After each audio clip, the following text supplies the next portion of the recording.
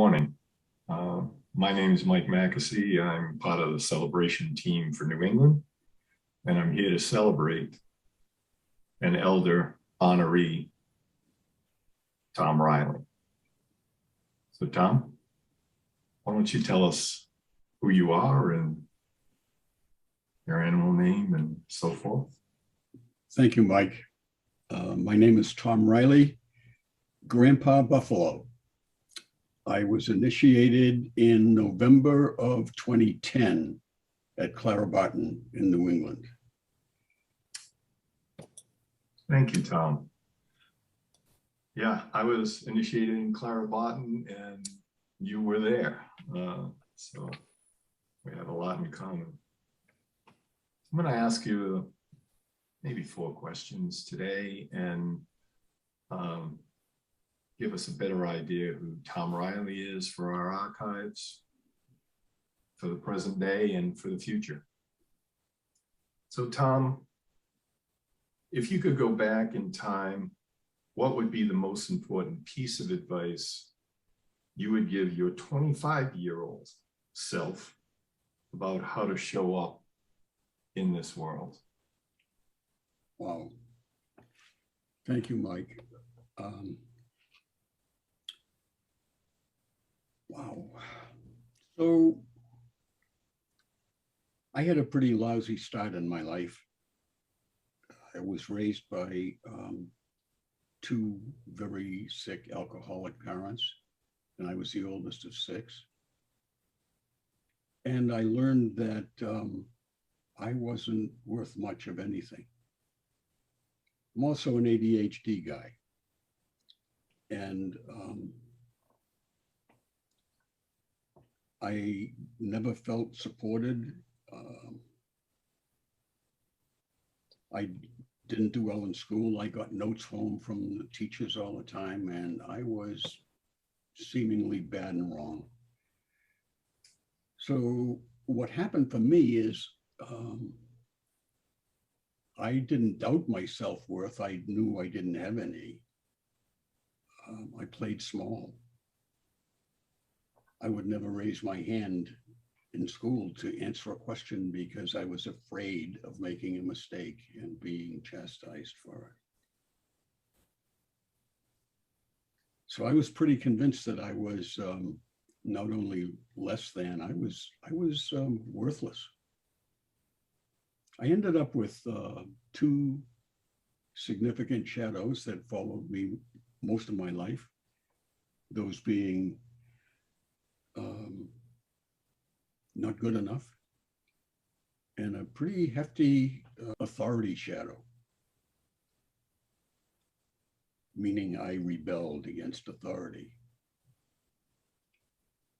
So what would I tell that 25-year-old guy? Holy mackerel, who was living with all of that? Because I know so much better now, I would tell him, let go of those self-limiting beliefs. You know what you have. You know the gold you have. And you know you're a giver. So find the courage to play big. And along the way, find some older guys who can be your mentors. I have that now at age 72. I'm sorry, I have that now. I got that now at age 72 when I did my NWTA. And it's still a battle for me to, especially the not good enough, still comes back to bite me. It would have been great had I had that kind of advice all those years ago. I'm in with that one, I guess. Yeah. So what do you consider your most important strength and why? Wow.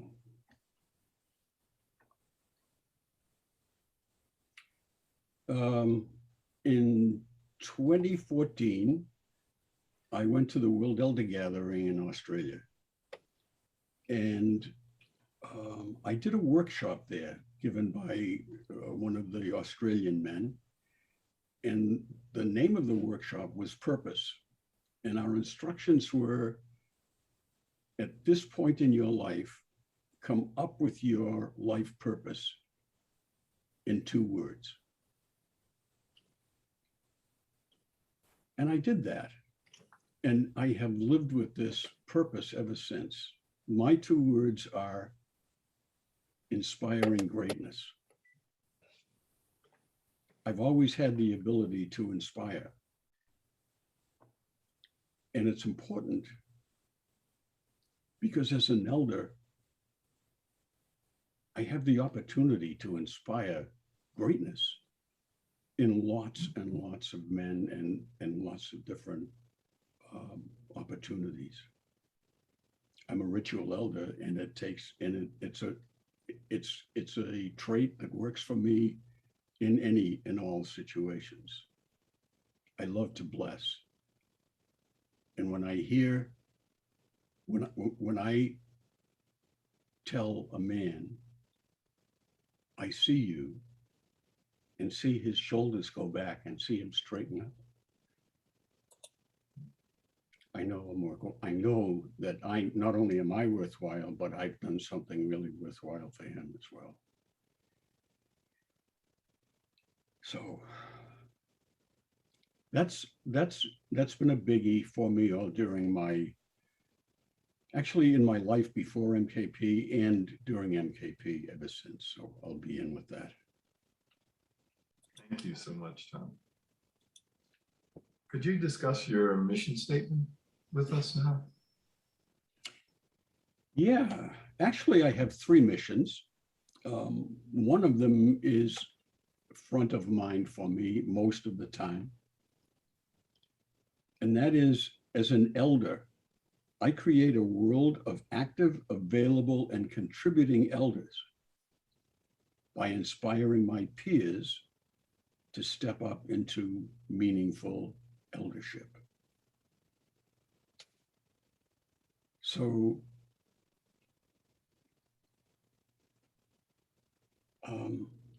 my story about becoming an elder was, when I did my weekend, the first thing I did after the weekend was to MOS because I wasn't worthy enough to staff in my judgment. And in the kitchen on that weekend, 2 men said to me, Tom, you should really go to one of the elder gatherings. So I did, the next one that was available. It was a whole weekend, and I sat among 13 men that I recall, and I was in awe of these guys. And then come Sunday morning, the lead elder, Jack Childs, who's been my mentor ever since then, said, if anyone is interested in declaring themselves to be an elder, this would be the time. And I looked kind of aghast because all 13 heads in that room turned and looked at me. And I said, you got to be kidding. I don't feel worthy to sit here. Never mind say I am an elder. And I did it anyway. And that small act of courage kind of set me on a course. It let me realize that I have walked a whole lot of steps on this earth. And I have absorbed a whole lot. I've observed a whole lot that is worth sharing with others.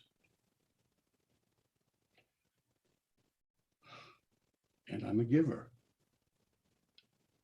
So I've dived into being an elder. I'm a ritual elder as well. And my belief, strong belief, is that while not every man is an elder, is the right material to be an elder, many of us are, and we haven't stepped up yet. So my goal is, as often as I can, inspire another man and another man to step up, because Lord knows our world needs elders. I'm in. Again. Thank you, Tom. I think this next question flows right into that idea, and this will be our final question. What would you like the future of MKP, Mankind Project, to look like? Wow. Thanks for this one. I have a pretty strong idea on this one. So while our mission, our purpose, our reason for being in MKP has been to work on individual men to change the world one man at a time, to have us grow individually into what potential we have. What I would like to see, and we've done a remarkable job at that. I've done a remarkable job on myself, thanks to MKP. And I believe there's more. What I would like to see is that we expand and evolve into something greater. I would like to see us get into action, more action that involves other people. And in a sense, I'm already doing that. I work within MKP, I work on racial justice. And we have men working on climate justice. And there is so much more that we can do. So in a nutshell, what I want is I want to see us go from I-focused, evolving, expanding into we, embrace all of us. We have so much to offer the rest of the world. And we need to reach out. We need to, I believe our action teams can involve outside organizations as well as our own. So I guess the best way to say it is, let's evolve into I and we. We won't lose focus on changing ourselves, individual, one man at a time, and we can do more. I'm in. Well, thank you, Tom, for this gift that you just presented to me and us. I'll see you again in person soon. Thank you, Mike. Yeah, thank you. I appreciate you. In another time, you will be up here as one of the honorees as well, brother, and you know that. So, thank you. thank you, brother.